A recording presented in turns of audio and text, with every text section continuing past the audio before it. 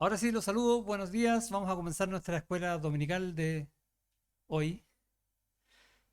Y estamos en Lucas, bien, capítulo, versículo. Oh, están Mateos. Lucas, capítulo 8, versículo 40. Nos- lo ensayamos todo el día ayer y salió muy bien. Ok, entonces ya, Lucas 8:40. Y vimos el domingo pasado una historia que se trataba de el endemoniado de Gadara. ¿Se acuerdan? El gadareno, que Jesús fue para allá. La gente estaba con temor todo el tiempo, el temor la invadió y nunca apreciaron la obra de salvación del Señor. Qué tremendo, ¿no? Y es el gran milagro que todavía ocurre en el mundo, la obra de salvación del Señor. Y sigue la historia eh, desde este versículo 40, hablando de dos milagros más. ¿Sí? La salvación o la resurrección de la hija de Jairo y la detención de un problema grave que tenía una mujer. Eh, y eso es lo que vamos a estar leyendo ahora. Ahora, el tema, esta vez le puse título, se llama Cuando me desespero. ¿Sí? ¿Nos hemos desesperado nosotros alguna vez o no? Aquí vamos a ver casos de desesperación que quizás nosotros no hemos llegado a estos niveles, o quizás sí, o quizás vamos a llegar un día. Y el Señor va a enseñar por medio de su palabra acerca de la desesperación que nosotros tenemos en este mundo. Vamos a orar. Dios y Padre, te damos gracias por tu palabra, por tu enseñanza, por todo lo que Cristo hizo cuando estuvo en esta tierra y de tantas cosas que hizo, en todas dejó enseñanza y te damos gracias por eso hoy. Queremos que hables a nuestro corazón, que nos hagas ver de tus maravillas que hay escritas en este libro precioso que tenemos en nuestras manos. Te rogamos esto en el nombre de Jesús. Amén. Dice el texto, cuando volvió Jesús, le recibió la multitud con gozo porque todos le esperaban. Cuando volvió, ¿dónde? ¿Dónde estaba Jesús? ¿Cierto? En Gadara, en el mismo capítulo 8, versículo 19. ¿Se acuerda que Jesús estaba enseñando en Capernaum? Y estaba enseñando, no sé si recuerdan unas clases dominicales atrás, acerca de la fe, de oír la palabra de Dios para hacerla, porque la palabra de Dios tiene poder, ¿sí o no? Por lo tanto, ¿qué deberíamos estar haciendo nosotros con esa palabra? Haciéndola, practicándola, por fe, porque ese es el poder de Dios. Y dice en el 19, entonces su madre y sus hermanos vinieron a él, pero no podían llegar hasta él por causa de la multitud. Había muchísima gente. ¿Por qué? Porque él sanaba enfermos, ¿se acuerdan, no?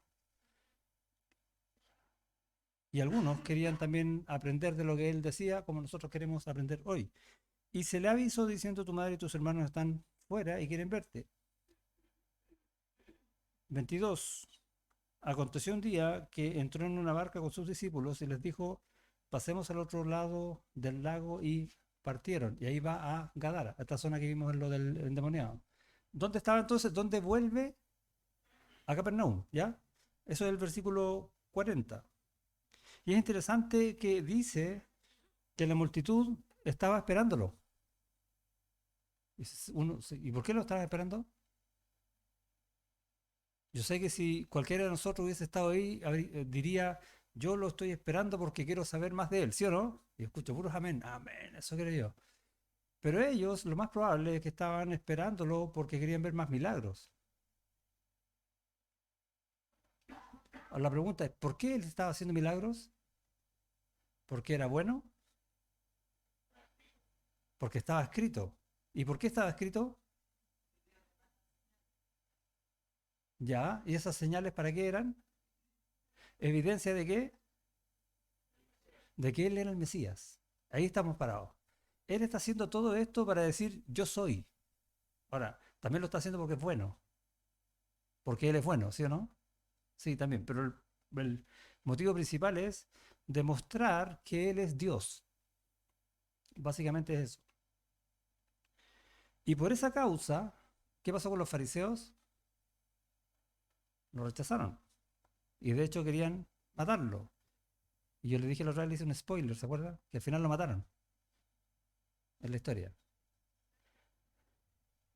En ese contexto está pasando esto. 41. Entonces vino un varón llamado Jairo, que era principal de la sinagoga, y postrándose a los pies de Jesús, le rogaba que entrase en su casa. ¿De dónde era Jairo? De Capernaum. Ahí vivía. ¿Y trabajaba dónde? En la sinagoga. Para hacer un término así que entendamos hoy, ¿no? Porque tenía una hija única como de 12 años que se estaba muriendo y mientras iba la multitud le oprimía. Y ahí tenemos otra vez la multitud. Pero una mujer que padecía de flujo de sangre desde hacía 12 años y que había gastado en médicos todo cuanto tenía y por ninguno había podido ser curada, se le acercó por detrás y tocó el borde de su manto y al instante se detuvo el flujo de su sangre. Entonces el contexto que hay es cuál. Llega Jesús, se baja de la barca o lo bajan de la barca para decirle ven Jesús y todo esto y parte uno con un problema. ¿Cómo estaba ese hombre? Más que angustiado, desesperado. ¿Sí o no? Y vamos a ver por qué. Y de repente una mujer, casi oculta en la multitud, hace todo lo posible por llegar a él, porque ¿cómo estaba esa mujer? Desesperada. Por eso el tema es cuando me desespero. ¿Ok? ¿Qué pasa cuando me desespero? ¿Qué hago cuando me desespero? Entonces tenemos dos personas que van al Señor. El Señor, por su parte, está disponible para todos. Y hay una figura espiritual ahí, ¿no? Dios está al alcance de quien quiera ir a Él, ¿sí o no? Y esta niña que está muriendo, que de hecho muere, tenía 12 años, que es la edad para las mujeres de pasar de niña a mujer. Allá no existe la adolescencia. En nuestro mundo ahora inventamos la adolescencia, en este tiempo no existe. Así como los varones pasan de 13 años, dejan de ser niños para los 14 ser hombres y celebran el bar mitzvah, ¿ok? Los judíos. 12 años tenía la niña que había vivido como hija única de su padre. ¿Cómo habría sido la vida de ella? Regalona, ¿no? Y el papá era de los principales de la sinagoga, o sea, el tipo era poderoso. Capaz que hubiese tenido lo que ella quería. Y nos encontramos también en 12 años con una mujer que pasó vergüenza y que estuvo apartada de la sociedad por ese tiempo. Y tenemos dos contradicciones en cuanto a estas fechas. En el fondo da lo mismo la condición, aun cuando sea mucho el tiempo, siempre puedes llegar al Señor. Cuando me desespero, para llevar el tema. Entonces, tenemos dos personas. Uno es Jairo, que es el principal, el importante, esa es la idea, ¿no?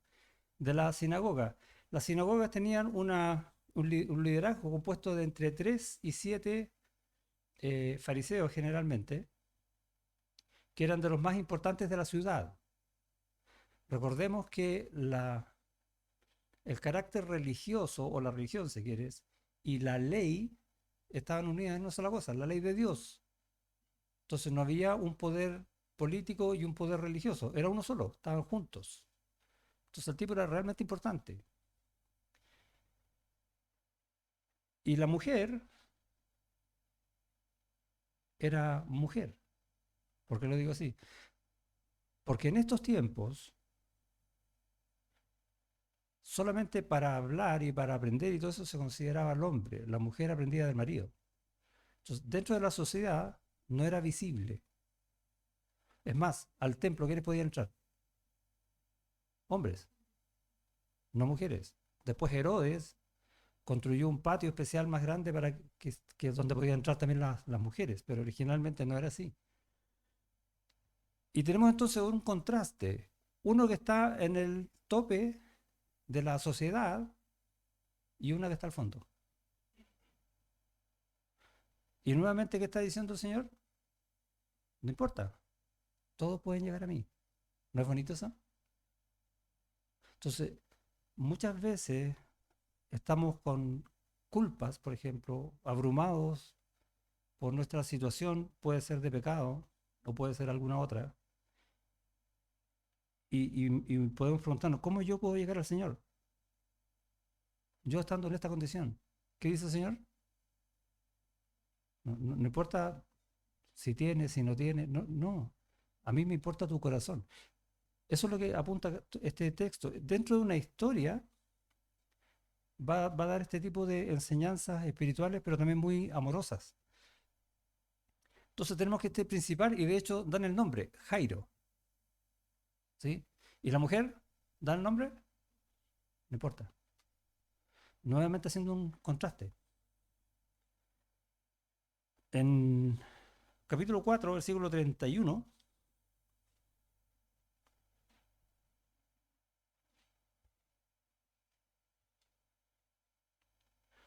dice, descendió Jesús a Capernaum, ciudad de Galilea, y les enseñaba en los días de reposo. Y se admiraban de su doctrina porque su palabra era con autoridad. Estaba en la sinagoga, ahí enseñaba, en los días de reposo. Por lo tanto, este hombre Jairo lo conocía, ¿no?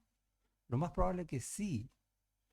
Y leímos antes también en los capítulos de entre el 4 y el que estamos ahora de Lucas, cuántos milagros hizo el Señor. Cuando Juan el Bautista dudó de si él era el que tenía que venir, ¿qué le respondió Jesús? Mira, los ciegos ven, los cojos andan, recuerda, ¿no? Incluso resucitó a personas. ¿Jairo sabía de eso? Todo el mundo sabía de eso, incluido Jairo. Por eso que el 40 comienza así. Cuando volvió Jesús, 8:40, le recibió la multitud con gozo, porque todos le esperaban. Todos sabían quién era. Probablemente, no sé, faltaban 100, 200 metros para que la barca llegara a la orilla y ya sabían que venía el Señor. Y todos estaban con ansiedad esperándolo, probablemente por sus bendiciones más que por él mismo. Salvo, según la historia, dos personas, Jairo y la mujer. ¿Qué más sabemos de Jairo? Que tenía un alto rango en la ciudad. ¿Conocemos algún otro que haya ido a Jesús que haya sido similar a Jairo? Nicodemo, perfecto. ¿Y cómo fue Nicodemo al Señor? De noche, ¿por qué? Porque no quería que nadie supiera, ¿no? Porque iba a ser el mismo rechazado por la élite religiosa de la época. No podía darse el lujo de hacerlo públicamente. Jairo estaba en la misma condición, pero algo cambió. La muerte de su hija. Estaba muriendo. Y la pregunta es, ¿qué pasó entonces con Jairo? Ya no le importó. Es interesante eso. Jairo, que era un hombre que pertenecía a un sistema religioso antagónico al Señor, creyó. ¿Cuánto poder de Dios hay ahí? A veces nosotros pensamos que esta persona es tan dura, tan difícil, lo único que hace es hablar en contra de Dios, rechaza todo. No creo que se convierta, ¿sí o no? ¿Nos ha pasado eso alguna vez, no? ¿Y qué leemos acá? Que Dios sí tiene poder. Yo no voy a convertir a nadie, pero el Señor sí.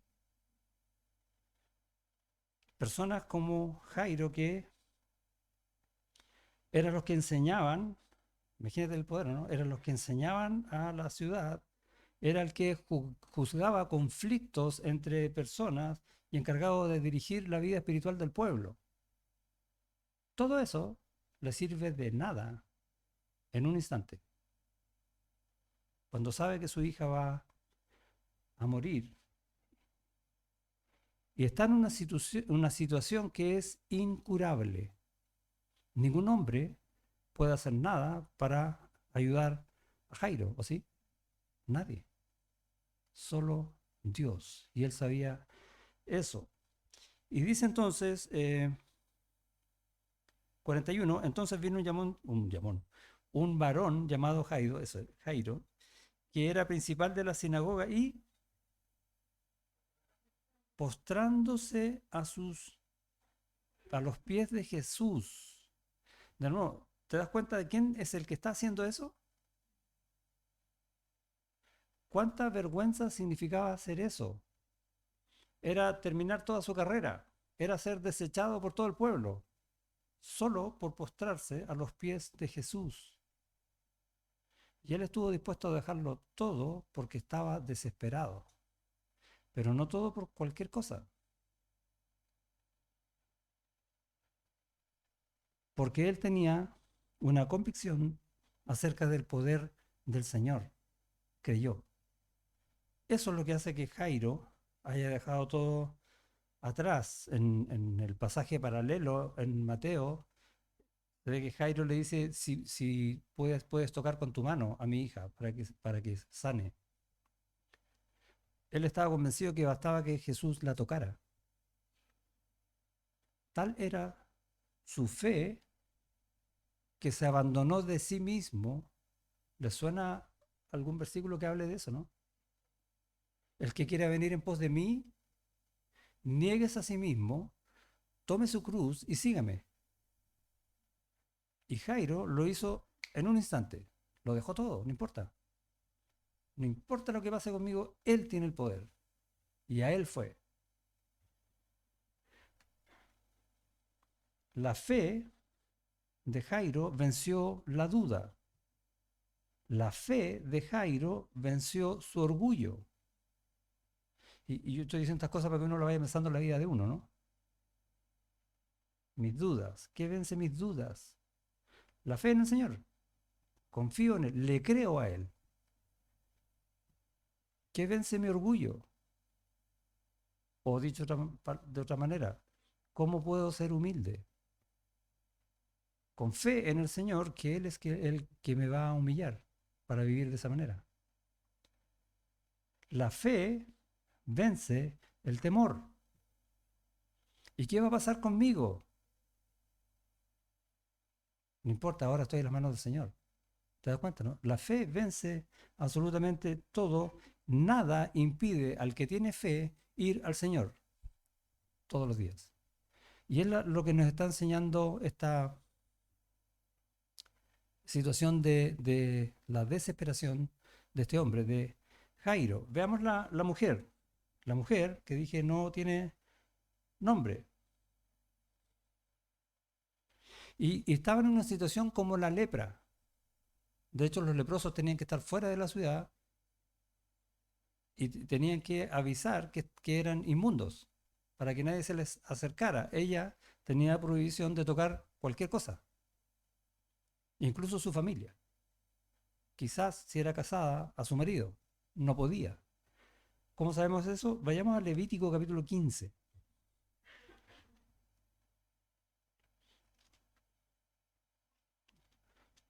Donde están las leyes acerca de la limpieza. Ya, en el capítulo 14 va a hablar acerca de la lepra y aquí en el 15, versículo 25, ¿estamos ahí? Dice, y la mujer, cuando siguiere el flujo de su sangre por muchos días, y ahí estamos, ¿no? Fuera del tiempo de su costumbre, Levítico 15, 25, ¿sí? 15, 25. Entonces estamos hablando de un caso con una mujer de flujo de sangre por una razón distinta de la menstruación, a eso se refiere, por muchos días fuera del tiempo de su costumbre, o cuando tuviere flujo de sangre más de su costumbre, todo el tiempo de su flujo será inmunda como en los días de su costumbre. Toda cama en que durmiere todo el tiempo de su flujo le será como la cama de su costumbre, se refiere inmunda, esa es la idea. Y todo mueble sobre que se sentare será inmundo como la impureza de su costumbre. Cualquiera que tocare esas cosas será inmundo. Y lavará sus vestidos y a sí mismo, y se lavará con agua, y será inmundo hasta la noche. Cualquiera que toque lo que la mujer tocó. Pero la mujer tenía que guardar 7 días sin flujo para ser purificada. ¿Cuántos días lleva esta mujer? Volvamos a Lucas. 12 años. Con una condena terrible, ¿no? Y tenía que cumplir la ley. Y si no la cumplía ella, le hacían cumplir la ley. Porque nadie quería ser inmundo, ¿o no? Y dice, versículo 43, Lucas. Esta mujer que padecía de flujo de sangre desde hacía 12 años y que había gastado en médicos todo cuanto tenía. Y por ninguno había podido ser curada. O sea, otra vez estamos en un caso que es incurable por el hombre. Pero hay algo interesante ahí. Había ido a médicos, ¿sí? ¿Cómo le pagó? Con dinero. ¿Quién tocó el dinero? Ah, pero ese no es inmundo. El hombre no ve las cosas como Dios las ve. Entonces, lo que a mí no me gusta desde el punto de vista del hombre es inmundo, pero el dinero no. Es curioso, ¿no? Pero la ley de Dios es igual para todos. No hace acepción de cosas que la mujer toque. Ok, entonces estamos en un caso de una mujer que no podía salir prácticamente de su casa, menos podía estar donde estaba. ¿Dónde estaba? En la multitud. Y quizás a cuántos tocó. ¿Cuántos pecados hizo en ese rato? ¿Por qué? ¿Por qué estuvo dispuesta a romper la ley? Porque estaba desesperada. El mismo caso de Jairo. ¿Qué es más difícil? ¿Romper la ley o abandonarlo todo? Comparando el caso de la mujer con el caso de Jairo. ¿Qué pasa cuando rompe la ley? Se hace culpable de muerte. ¿No es lo mismo? Los dos, de una manera, están muriendo al mundo.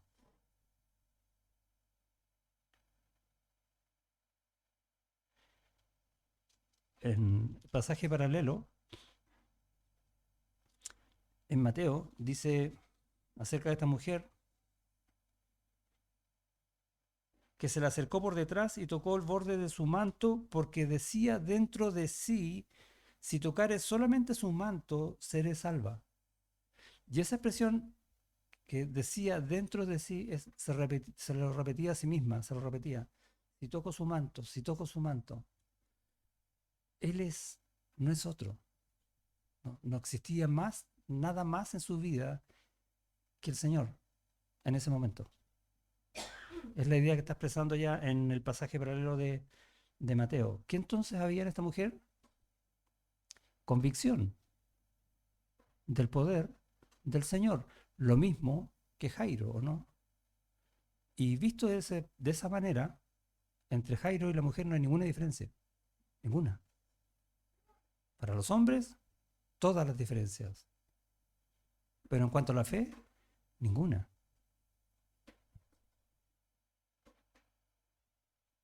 Para el Señor, todos nosotros, los creyentes, somos iguales. Desde ese punto de vista, ¿no? La fe de esa mujer venció sus dudas. La fe de esa mujer venció su vergüenza. En el caso de Jairo hablamos de su orgullo. Aquí su vergüenza. La fe de esa mujer venció el temor, incluso de la consecuencia de romper la ley. La fe hizo que nada le impida ir al Señor. Pero tuvo que llegar a un caso de estar desesperada. Y llegamos a una conclusión. Voy a seguir leyendo el texto para explicar algunas cosas para volver a esto. Me quedo como en la mitad del texto sin explicar. Vamos en el 44. Se le acercó por detrás la mujer y tocó el borde de su manto y al instante se detuvo el flujo de su sangre. Poder del Señor. Entonces Jesús le dijo, ¿quién es el que me ha tocado? Y negando todos, dijo Pedro y los que con él estaban, Maestro, la multitud te aprieta y oprime. Y dices, ¿quién es el que me ha tocado? O sea, es imposible saberlo porque todo el mundo se está apretando y uno te tocó. ¿Sabía el Señor quién era, no? ¿Y para qué pregunta? Pero Jesús dijo, alguien me ha tocado, versículo 46, porque yo he conocido que ha salido poder de mí. Y esa frase es preciosa porque todo lo que obra milagrosamente en el hombre, todas las respuestas que el hombre necesita vienen del poder de Dios. ¿Sí o no? Eso es lo que está declarando. Solo del poder de Dios. La respuesta es Jesús sí sabía. Lo que pasa es que estaba buscando algo. Y eso vamos a ver. 47. Entonces, cuando la mujer vio que no había quedado oculta, vino temblando y postrándose a sus pies, lo mismo que Jairo, le declaró delante de todo el pueblo por qué causa le había tocado y cómo al instante había sido sanada. Y él le dijo, hija, tu fe te ha salvado y ve en paz. Y creo yo, según el texto y los textos paralelos, que habla de ha sido sanada, curada y salva. El milagro es doble. 49. Estaba hablando aún cuando vino uno de la casa del principal de la sinagoga a decirle, tu hija ha muerto, no molestes más al maestro. Oh, qué mensaje. Oye, deja de molestar, y murió. Oh, qué terrible. Ahora, Jairo sí sabía que iba a morir. Eso es un hecho. Oyéndolo Jesús le respondió a Jairo, y este versículo para enmarcarlo, ¿no? No temas, cree solamente y será salva. Wow. Entrando en la casa, no dejó entrar a nadie consigo, sino a Pedro, Jacobo y a Juan, y al padre y a la madre de la niña. Y lloraban todos y hacían lamentación por ella. Esto es un grupo de judíos que había aparte, ¿no? Pero él dijo, no lloréis, no está muerta, sino que duerme. Y se burlaban de él sabiendo que estaba muerta. O sea, había una especie de multitud ahí que por tradición, cada vez que alguien moría, se juntaban para lamentar, para endechar, también se usa esa palabra. Y vemos entonces, voy a seguir, mas él tomándola de la mano clamó diciendo, muchacha, levántate. Y vemos en otros textos como Marcos creo que dice Tabita Kumi, que es la expresión en arameo. Entonces su espíritu volvió e inmediatamente se levantó, el de la niña, y él mandó que se le diese de comer, y sus padres estaban atónitos, pero Jesús les mandó que a nadie dijesen lo que había sucedido. Y lo que vemos acá es que, ¿se acuerda que le pregunté al principio por qué Jesús hacía todos estos milagros? Porque está diciendo, yo soy Dios. ¿Quiénes de todos los que estaban ahí creyendo que él era Dios, creyeron que él era Dios? Dos, por lo menos en la narración, Jairo y la mujer. Y él salvó. Pero el resto no creyó, aún sus discípulos. ¿Cómo le dicen, si estás tan apretado, te diste cuenta que alguien te tocó? Y él quería hacer público el milagro, que la mujer llegara, se postrara a sus pies y dijera, eres salva. Lo mismo que pasó con la hija. Se rieron, no, está muerta. ¿Y qué hizo él?